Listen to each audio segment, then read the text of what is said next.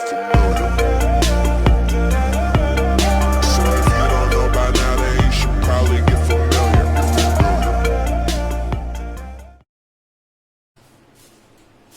Hello बच्चों, कैसे हैं आप? आई विश आप सभी की पढ़ाई अच्छी चल रही होगी।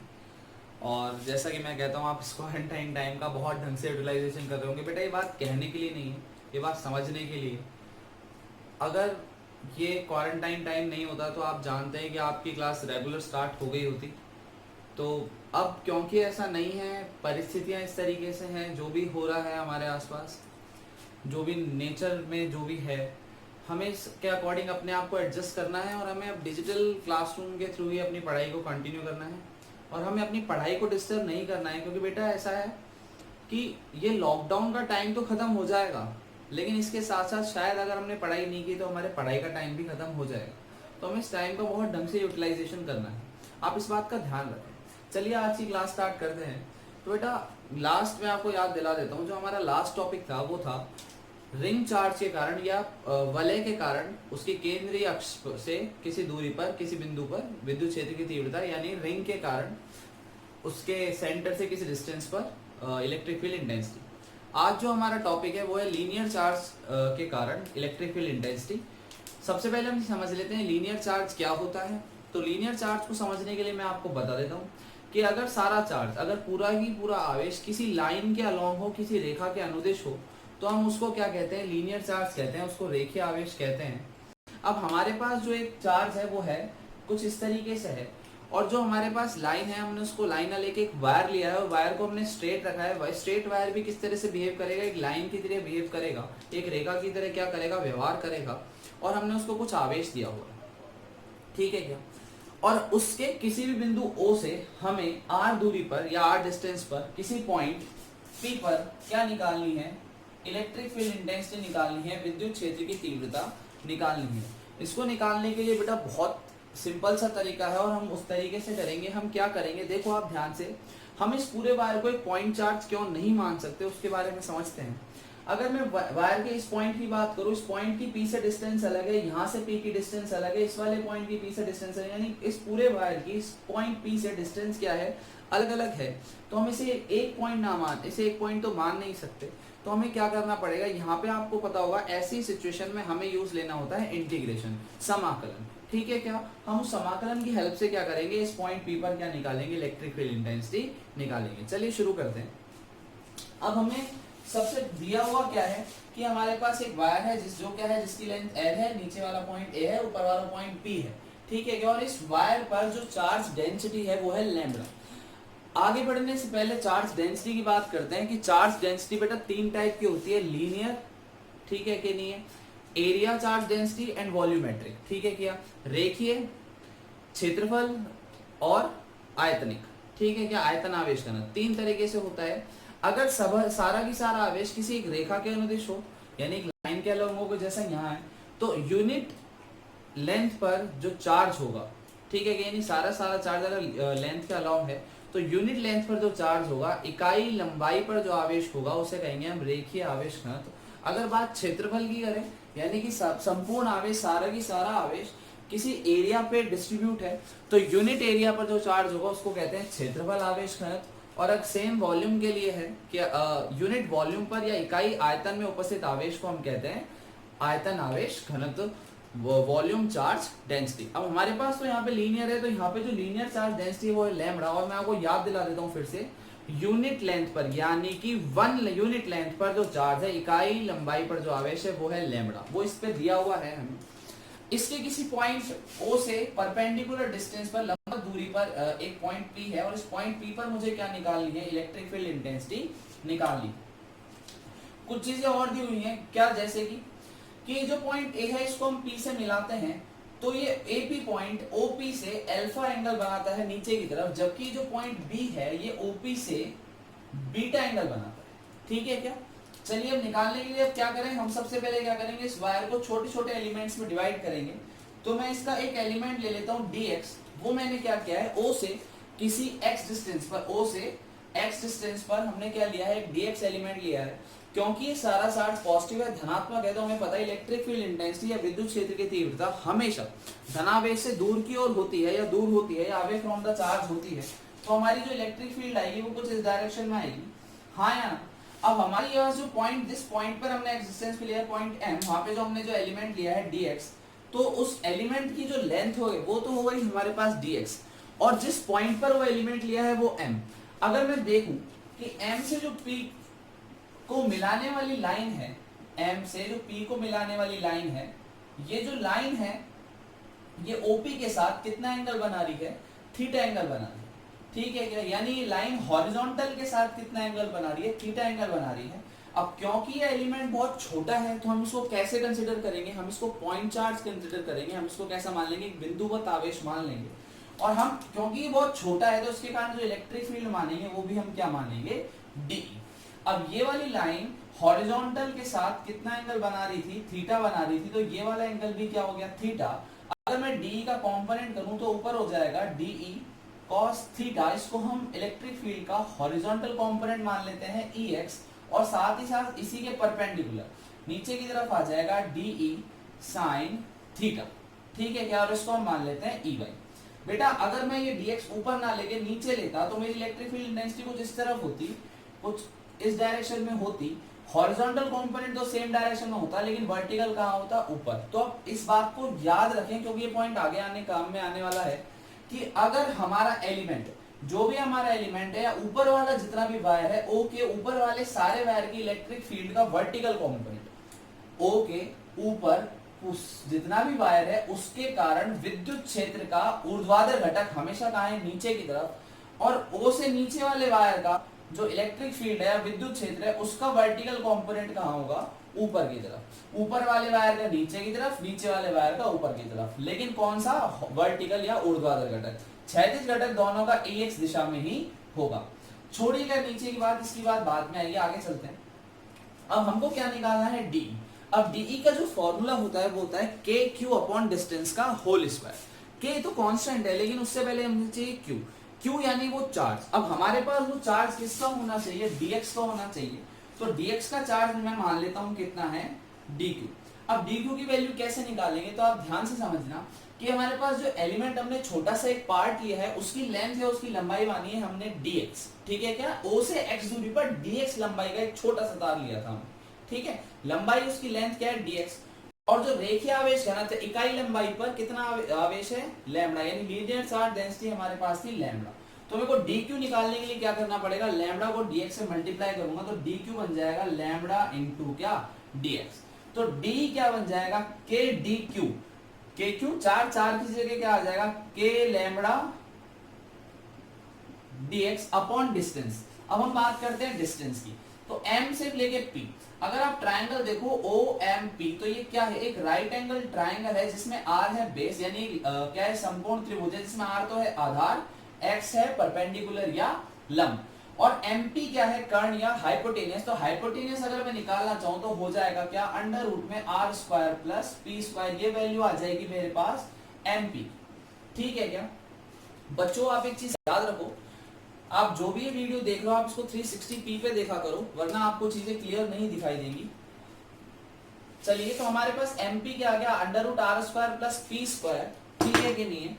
अब हम इसको रखते हैं डिस्टेंस, डिस्टेंस यानी under root r square plus p square और डिस्टेंस का होल स्क्वायर। मैं क्या देखूंगा कि इस स्क्वायर से अंडर रूट हट जाएगा और केवल क्या बचेगा, r square plus p square. ये वैल्यू आ गई है डी की, मैं इस वैल्यू को यहाँ पे लिख लेता हूँ, डी ई इक्वल्स टू आ गया मेरे पास के लैम्डा dx अपॉन में r square plus x square, ठीक है। इसको यहां से रब कर देते हैं। चलिए, लेकिन अब इस DE के दो कंपोनेंट है, DE cos थीटा और DE sin थीटा। मैं आपको बता चुका हूं MP लाइन OP के साथ कितना एंगल बना रही है, थीटा। DE cos थीटा आ गया, DE sin थीटा आ गया। हॉरिजॉन्टल कंपोनेंट और वर्टिकल कंपोनेंट। अब हम हॉरिजॉन्टल की कैलकुलेशन अलग करेंगे, वर्टिकल की कैलकुलेशन अलग करेंगे और बाद में दोनों को सॉल्व कर देंगे। तो सबसे पहले EX निकालते हैं। तो EX निकालने के लिए देखिए, अब मुझे क्या करना पड़ेगा, मुझे निकालना है इलेक्ट्रिक फील्ड इन x डायरेक्शन। तो मेरे को क्या करना है, इंटीग्रेट करना है इंटीग्रेट बेटा कहां से कहां तक करना है, वायर कहां से कहां तक है हमारा, ए से लेके बी तक। तो हमारी लिमिट्स क्या हो जाएंगी, ए से लेके बी तक। और किसको इंटीग्रेट करना है, डीई कॉस थीटा को। ठीक है कि नहीं। अब डीई की वैल्यू हमारे पास ये रही, तो हम पुट करेंगे इंटीग्रेशन ऑफ ए से लेके B K lambda D X upon में R square plus X square dot cos theta. अब कॉस थीटा देखिए, ट्राइंगल देखो वही ओ एम पी, इस ट्राइंगल में थीटा, कॉस थीटा बराबर होता है बेस अपॉन हाइपोटेनियस। अब बेस हमारे पास है आर और हाइपोटेनियस क्या है, एम पी, और एम पी की वैल्यू हमें पता चल गई क्या है, under root R square plus X square. यानी बेस क्या हो गया, आर अपॉन में क्या, एम पी वही क्या है, under root R square plus X square. अगर इसको देखें ध्यान से तो इसमें k कांस्टेंट है, लैम्बडा कांस्टेंट है और r कांस्टेंट है, ये तीनों इंटीग्रेशन के बाहर आ जाएंगे, k लैम्बडा r, और अंदर बचेगा dx अपॉन में, देखो यहाँ पे R square plus X square की पावर 1 है और यहाँ 1/2 है, तो R square plus X square की पावर 1 प्लस 1/2 हो जाएगा 3/2। तो इसको डायरेक्ट लिख सकते हैं R square plus X square की पावर क्या, 3/2। ठीक है क्या। इसको सॉल्व करने के लिए मैंने एक तरीका निकाला हुआ है, वो मैं कह सकता हूं कि मैं इसको कहता हूं, मैं इसमें क्या करूंगा, x इक्वल्स टू को करूंगा r tan थीटा। देखो कैसे, आप ट्रायंगल देखो OMP में ये थीटा है, तो tan थीटा देखो यहां से क्या बना, tan थीटा बना परपेंडिकुलर अपॉन बेस, लंब बटे आधार। यहाँ पे बस लंब क्या है x और आधार क्या है r, तो परपेंडिकुलर तो क्या बना x और आधार क्या बना r। यहां से x बराबर क्या बन गया मेरे पास, r tan थीटा, और अगर मैं डिफरेंशिएट करूं तो क्या बनेगा, dx बराबर r sec square theta dot d theta. ठीक है कि नहीं। मैं ये दोनों वैल्यूज यहाँ पे पुट कर दूंगा, तो मेरे पास जो इक्वेशन बनेगी वो बनेगी k lambda r integration dx की जगह आ जाएगा मेरे पास r sec square theta dot d theta upon में आर स्क्वायर प्लस एक्स लिए क्या पुट करेंगे, आर टेन थीटा, यानी एक्स स्क्वायर है तो ये हो जाएगा आर स्क्वायर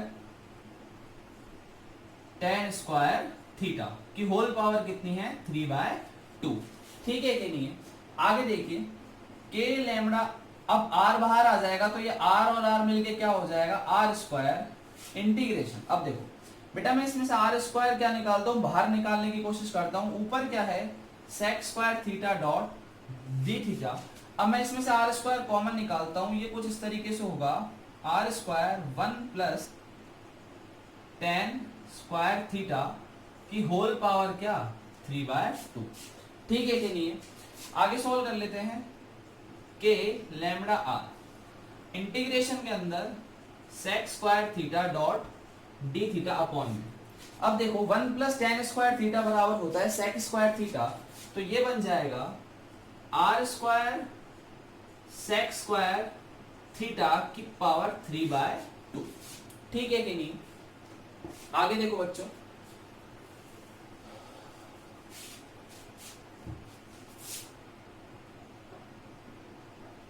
ये बन गया, अच्छा ये स्क्वायर है, K lambda R square integration of. ठीक है। अच्छा पहले हम लिमिट्स भी रखना भूल गए हैं यहाँ पे, देखो अब लिमिट की बात करते हैं, इनिशियल और फाइनल। देखो अब हम किसके रेस्पेक्ट में कर रहे हैं इंटीग्रेशन, थीटा के रेस्पेक्ट में, एंगल के रेस्पेक्ट में इंटीग्रेशन कर रहे हैं। तो देखो अल्फा कहाँ है, ओपी से नीचे की तरफ, तो हम नीचे वाली डायरेक्शन को मान लेते हैं नेगेटिव और ऊपर वाली को मान लेते हैं पॉजिटिव। एंगल के लिए हम नीचे वाली डायरेक्शन मान रहे हैं नेगेटिव और ऊपर वाली डायरेक्शन मान रहे हैं पॉजिटिव। यानी इंटीग्रेशन कहां से कहां तक होगा, माइनस अल्फा से लेके प्लस बीटा तक। यहाँ पे भी हमारे पास लिमिट क्या रहेगी, माइनस अल्फा से लेके प्लस बीटा। ठीक है क्या। ऊपर क्या बचा था हमारे पास, sec square theta dot D theta upon में, देखो मेरे पास क्या है r square sec square theta, तो क्या मैं इसको ऐसा लिख सकता हूं क्या, आर सेक थीटा का होल स्क्वायर और होल की पावर क्या, 3/2। ये क्या बचेगा, 2 से 2 कैंसिल हो जाएगा इन दो, क्योंकि पावर के ऊपर पावर होती है तो मल्टीप्लाई हो जाती है। अगर आप 2 को 3/2 से मल्टीप्लाई करोगे तो केवल क्या बचेगा, 3। मेरे पास जो टर्म लास्ट बचेगी वो कुछ इस तरीके से बचेगी, के lambda x square integration minus alpha से plus beta sec square theta dot D theta upon में r cube sec cube theta, क्योंकि केवल 3 बचेगा, पावर मैंने 7 लगा दिया। अब देखो आर ये गया, पावर खत्म, ये खत्म, ये सेक स्क्वायर थीटा कट गया, ये पावर कट गई, केवल क्या बचा के लैम्बडा, आर को बाहर निकाल लेते हैं, अपॉन में आर इंटीग्रेशन माइनस एल्फा से लेके प्लस बीटा तक 1 upon sec theta dot D theta. 1 upon sec theta आपको पता होगा क्या होता है, कॉस थीटा, तो हम इसको लिख देते हैं कॉस थीटा। अब कॉस थीटा का इंटीग्रेशन होता है साइन थीटा, तो ये क्या बन गया के लैम्बडा अपॉन में आर साइन थीटा, कहां से कहां तक, माइनस एल्फा से लेके प्लस बीटा तक। ठीक है क्या, लिमिट्स पुट करेंगे तो ये कुछ इस तरीके से बन जाएगा, के लैम्बडा अपॉन में R final limit sine beta minus initial limit sine minus alpha. Sine minus theta में साइन माइनस थीटा मैं आपको बता देता हूं, साइन माइनस थीटा बराबर होता है माइनस साइन थीटा के। तो अगर ये माइनस साइन थीटा है तो वो माइनस माइनस मिलके क्या हो जाएगा प्लस, और मेरे पास टर्म क्या बचेगी के लैम्बडा अपॉन में R sine beta plus sine alpha. ठीक है कि नहीं। तो ये मेरे पास जो इलेक्ट्रिक फील्ड इंटेंसिटी आई है ये हॉरिजॉन्टल डायरेक्शन में आई है, यानी ये Ex की वैल्यू है, हम इसको यहाँ पे लिख लेते हैं। तो हमारे पास Ex की जो वैल्यू आई वो क्या आई, के लैम्बडा अपॉन में R sine alpha plus sine beta. ठीक है क्या, लेकिन अभी ये केवल कौन सा कॉम्पोनेंट आया है, ये हॉरिजॉन्टल कॉम्पोनेंट आया, अभी ये डी साइन थीटा बाकी है, इसको भी कैलकुलेट कर लेते हैं। चलिए, इसी जैसे हमने डी कॉस थीटा इंटीग्रेट किया, वैसे ही हम डी साइन थीटा को भी इंटीग्रेट करेंगे। तो हमारे पास जो ई वाई आया वो आया e y integration of same a से लेके बी तक डीई साइन थीटा। ठीक है क्या, अब बेटा डीई साइन थीटा देखो, डीई क्या है, डीई वही है integration of K lambda dx upon में R square plus X square dot sine theta. अब आप दोबारा ट्रायंगल पे आ जाओ, किस पे, ओ एम पी पे। यहाँ पे जो साइन थीटा क्या होता है, परपेंडिकुलर अपॉन हाइपोटेन्यूस, लंब बटे क्या, कर्ण। तो हमारे पास लंब क्या है, x है, और कर्ण क्या है, mp। अब देखो x अपॉन क्या होगा, mp, और mp आपको पता है under root R square plus X square. तो देखो क्या बनेगा, x अपॉन में under root R square plus X square. ठीक है कि नहीं है। चलें आगे चलते हैं। सेम के और लैम्बडा, लैम्बडा कांस्टेंट है, कहां जाएंगे बाहर, अंदर क्या बचेगा x डॉट dx अपॉन में, देखो ये पावर 1 है, ये 1/2 है, क्या हो जाएगी R square plus X square की पावर क्या 3/2। यही कुछ ऐसा हमने अभी थोड़ी देर पहले Ex के लिए किया था, हॉरिजॉन्टल कंपोनेंट जब हम कैलकुलेट कर रहे थे वहां पे। चलो आगे चलते हैं। के लैम्बडा देखो, अब वही काम हमने जो पिछले बार किया था वही यहाँ करेंगे हम। x की जगह क्या पुट करेंगे, r tan थीटा, और dx की जगह क्या पुट करेंगे, r sec स्क्वायर थीटा। चलो पुट कर लेते हैं, क्या बना मेरे पास, के लैम्बडा इंटीग्रेशन ऑफ x की जगह क्या r tan theta dot dx की जगह क्या r sec square theta dot D theta upon में क्या, वही एक्स की जगह आप क्या पुट करोगे, आर टेन थीटा, फिर क्या बन जाएगा ये R square plus R square tan square theta की पावर क्या 3/2। चलिए देखते हैं आगे। आर और आर देखो कांस्टेंट है, आर स्क्वायर बाहर आ जाएगा, ये क्या बनेगा K lambda R square integration of tan theta dot sec square theta dot D theta upon में, आपको याद होगा पिछली बार हमने आर स्क्वायर कॉमन लिया था, हम अब भी आर स्क्वायर कॉमन लेंगे, और अंदर क्या बन गया था 1 प्लस टेन स्क्वायर थीटा की पावर 3/2। इसको हमने क्या बनाया था सेक स्क्वायर थीटा ये अभी भी क्या बन जाएगा, sec square theta. R square theta और सेक स्क्वायर थीटा को कंबाइन रूप से हम कंबाइन तरीके से कैसे लिखा था एक साथ, आर सेक थीटा का होल स्क्वायर, पावर के ऊपर पावर मल्टीप्लाई हो जाएगी, 2 से 2 क्या होगा, कैंसिल आउट, ये टोटल क्या बन जाएगा, ये बन जाएगा आर सेक थीटा की होल पावर 3, यानी कि फिर साथ लिखना चाहे तो लिख सकते हैं कैसे, R cube sec cube theta. अब देखो ये क्यूब किससे कट जाएगा, आर स्क्वायर से, सेक स्क्वायर थीटा से पावर चली जाएगी। अब क्या बचेगा वो देखते हैं, के लैम्बडा, आर आ जाएगा बाहर, अपॉन में R integration of tan theta dot, ऊपर तो सेक स्क्वायर थीटा कट गया, डी थीटा अपॉन में क्या, सेक थीटा। ठीक है कि नहीं, आगे देखो,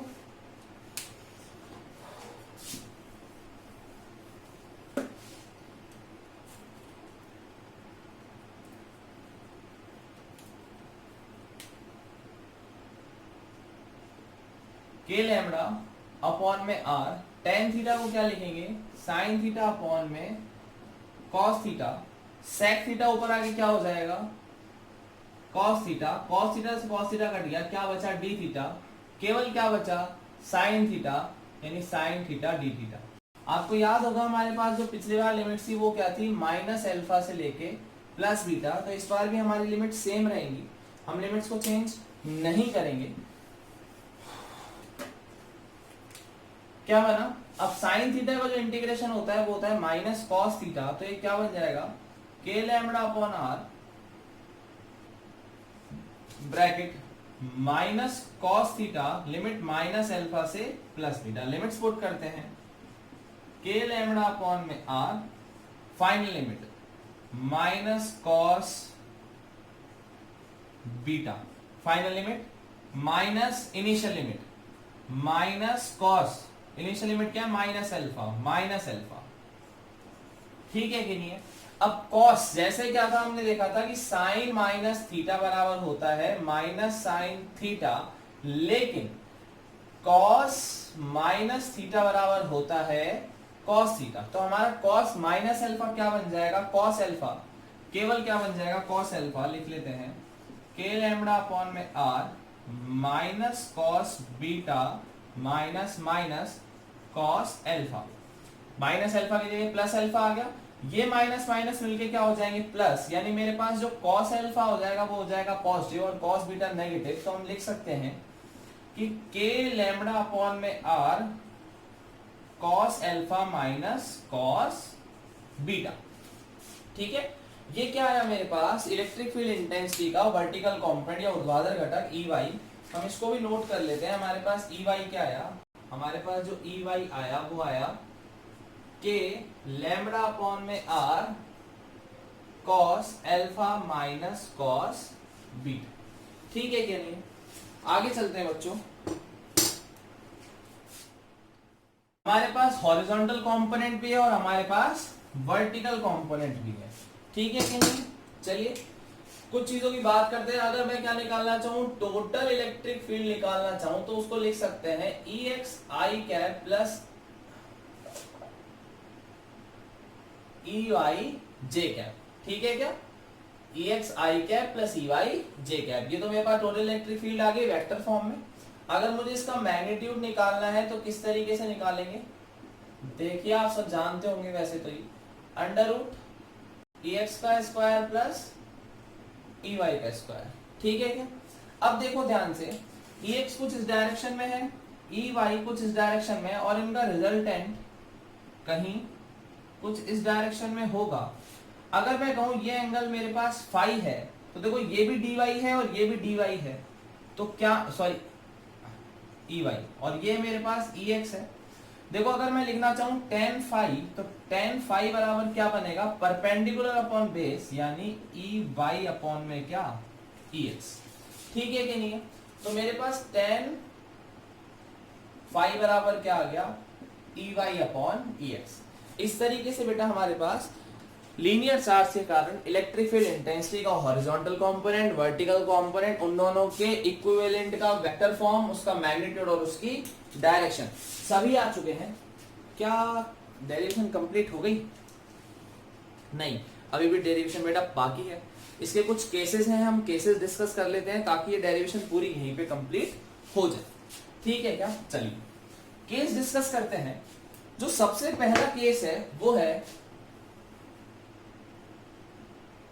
केस फर्स्ट। केस फर्स्ट, अब केस फर्स्ट समझने के लिए आप डायग्राम समझो कि मान लो मेरे पास कोई वायर होता इनफाइनाइट लेंथ का, नीचे भी इनफाइनाइट और ऊपर भी इनफाइनाइट। ठीक है क्या? यानी ये नीचे से भी इनफाइनाइट होता, ये ऊपर से भी क्या होता? इनफाइनाइट होता, और यहां पे मेरे पास एक पॉइंट होता P। अब सोचो,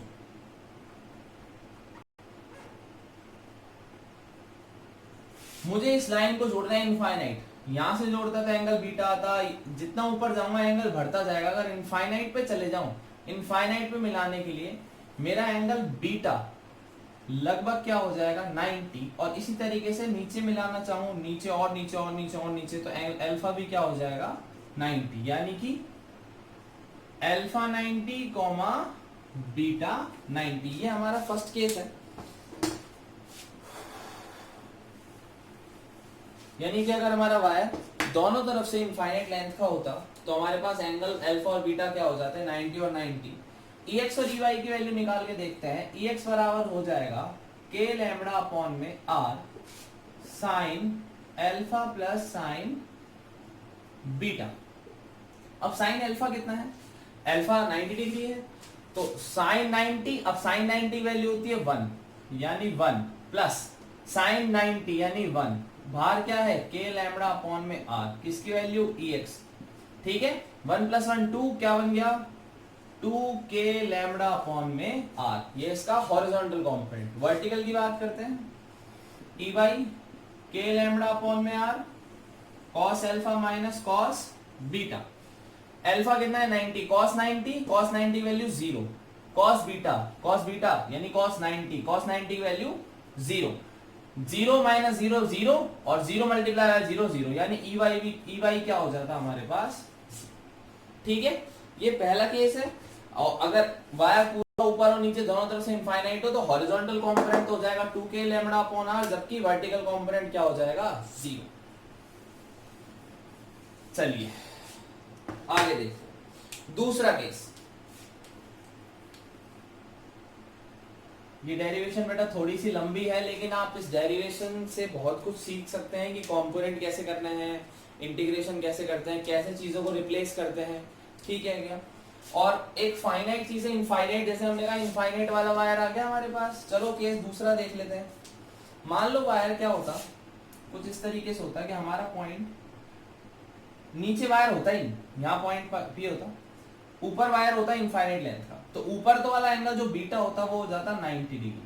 अब देखो, अगर ये वायर नीचे होता, यहाँ पे से अल्फा आता है, जैसे वायर कम करेंगे तो अल्फा की वैल्यू कम, और वायर रहा ही नहीं तो अल्फा क्या हो गया? 0। यानी कि अल्फा 0 और बीटा कितना? 90। ये हमारा केस सेकंड है। इससे इलेक्ट्रिक फील्ड हॉरिजॉन्टल और वर्टिकल में निकाल के देखते हैं। चलिए, EX k लैम्बडा अपॉन में R sine alpha plus sine beta. Alpha 0 है, साइन 0 की वैल्यू क्या होती है? 0 प्लस बीटा 90, साइन 90 यानी कि 1, k लैम्बडा अपॉन में R क्या बना? k लैम्बडा अपॉन में। ठीक है, चलो दूसरा EY के कारण देखते हैं। k लैम्बडा अपॉन में R cos alpha minus cos beta. Alpha 0 है, cos 0 की वैल्यू होती है 1 माइनस cos 9 बीटा यानी 90, cos 90 वैल्यू होती है 0। क्या बना? k लैम्बडा अपॉन में R इक्वल्स टू क्या? EY। केवल क्या बना? k लैम्बडा अपॉन में R। लेकिन याद रखने की बात यह है कि डायरेक्शन ऊपर ना होके, पॉजिटिव है, हमको ऐसा लगेगा कि पॉजिटिव एक्सिस की तरफ है, वाई एक्सिस की तरफ, बट ऐसा नहीं है, ये नीचे की तरफ है, क्योंकि हमने dy साइन थीटा कहां लिया है? नीचे। आप समझ गए होंगे, अभी हमने जो कंडीशन देखी उसमें सारा वायर ऊपर था, पीस इस O के नीचे कोई भी वायर नहीं था, और हमें पता है कि अगर वायर ऊपर होता है तो सारी इलेक्ट्रिक फील्ड कहां आती है? नीचे की तरफ। वायर नीचे होता तो कहाँ थी, ऊपर की तरफ, तो हमारी जो वर्टिकल कंपोनेंट है केवल कहाँ आ रहा होगा, नीचे की तरफ आ रहा होगा, और हमने नीचे वाले डायरेक्शन को क्या मान लिया है, पॉजिटिव। चलो केस थर्ड बेटा बस इसका बिल्कुल ही अपोजिट है। देखिए ध्यान से, मान लो वायर नीचे से तो क्या होता, इनफाइनाइट लेंथ का होता, और ऊपर से वायर ओ पॉइंट के ऊपर वायर होता ही नहीं, बीटा कितना हो जाता 0, अल्फा हो जाता 90 डिग्री। ठीक है क्या, वायर अब सारा नीचे है तो इलेक्ट्रिक फील्ड इंटेंसिटी कहां बनेगी, ऊपर। हमने नीचे वाली डायरेक्शन को माना था पॉजिटिव, तो ऊपर वाली अपने आप ही क्या आनी चाहिए, नेगेटिव। देखते हैं आती है क्या, देखते हैं ध्यान से।